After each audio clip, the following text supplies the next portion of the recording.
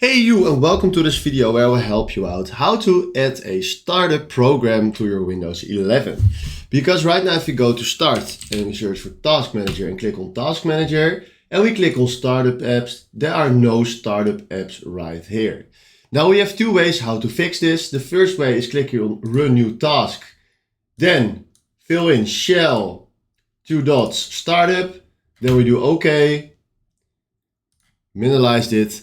And then from here, we search for a program that we want to add. So for example, we want to add Google Chrome. So we search for Google Chrome, right mouse click, open file location. It's standing right here, right mouse click, copy.